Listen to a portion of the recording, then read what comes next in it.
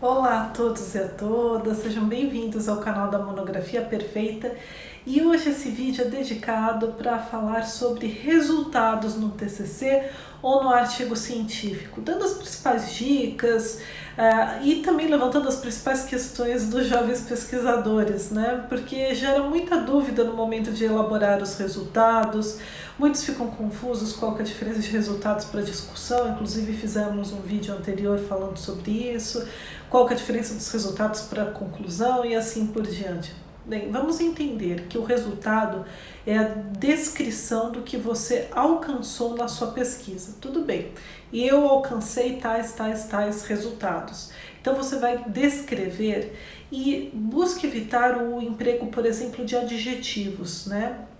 E também verbos que mostram que você está interpretando, analisando, porque como nós falamos no vídeo anterior, a diferença da discussão para o resultado é que na discussão você interpreta os resultados obtidos, já no resultado é a mera descrição. Então, quando você vai começar os resultados, você deve pensar antes de começar a escrever qual vai ser a concatenação lógica presente, de que forma os resultados eles vão surgindo. Pense naqueles resultados que são pressupostos para outro e, portanto, coloque num ponto inicial. Eu posso fazer subdivisões no resultado? Sim, deve, inclusive. Às vezes é muito importante verificar os resultados criando subtópicos. Então, subtópico 1, que é o referente a um resultado, subtópico 2, 3 e 4.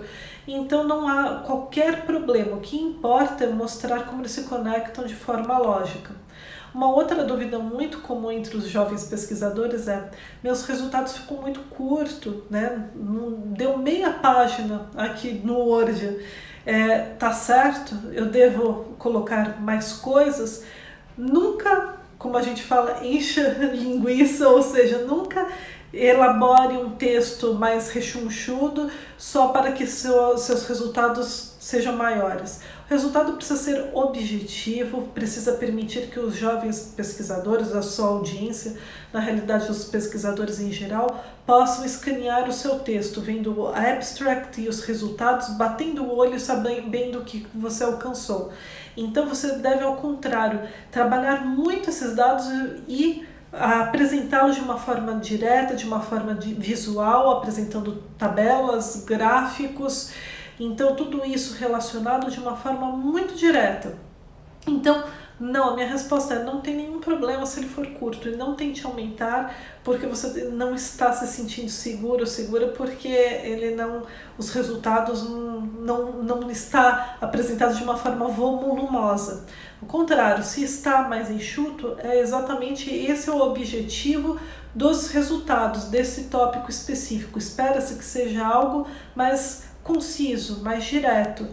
E por conta disso, inclusive, você também deve evitar, como eu falei, adjetivos ou algo que permita que o leitor ou a leitora veja mais uma interpretação do que a própria descrição do que se alcançou. Então, por exemplo, se eu falar que a relação entre x e y é significativa, isso já dá a impressão que eu estou interpretando que é significativo. Agora, se eu falar que a relação entre x e y é positiva, porque se verifica no gráfico que, aí dois pontos apresentam um gráfico mostrando como é positiva a relação entre ambos, então na realidade eu estou descrevendo, falando de forma objetiva a relação entre ambos. Não importa na parte dos resultados se é significativa ou não, o que importa é o que você está descrevendo. Uma outra questão que muitos me perguntam é, inclusive eu até fiz um vídeo dedicado a isso: posso fazer os resultados só com gráficos e tabelas? Poder pode, recomendo? Não recomendo. É preciso também descrever um pouco a sua visão, né? A forma como que você conecta estes resultados, os dados auferidos, né? Os dados coletados, enfim, as informações. Então é importante ter também um texto escrito, embora seja muito importante a presença de tabelas, de gráficos, né? Inclusive para dar aquela objetividade na hora da análise do seu texto.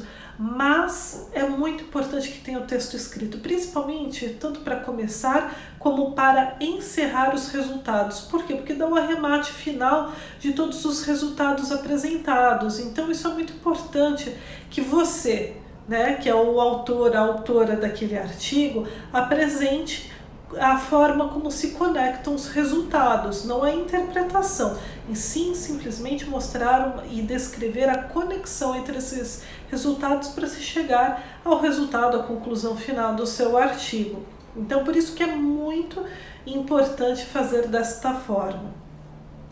E também uma outra questão que eu gostaria de falar em relação aos resultados é que os resultados eles devem, e isso eu já falei várias vezes, se você acompanha o canal da Monografia Perfeita, você já escutou, os resultados devem ser apresentados na mesma ordem do que dos métodos. Então, se eu apresento determinado método, o resultado 1 vai estar apresentado na mesma ordem daquele método. Então, se eu uso o método comparativo para resultado X, eu começo método comparativo e descrevo.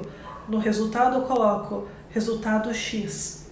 Por quê? Porque para todo resultado tem um método. O método é o caminho para se encontrar determinado resultado. Então, é muito importante que eles estejam conectados e, portanto, apresentados na mesma ordem. Não esqueçam disso. Bem, pessoal, essas são as minhas principais dicas em relação aos resultados.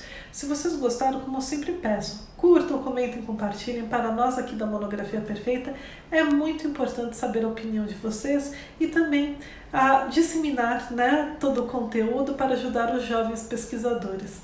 Muito obrigada e até o nosso próximo vídeo.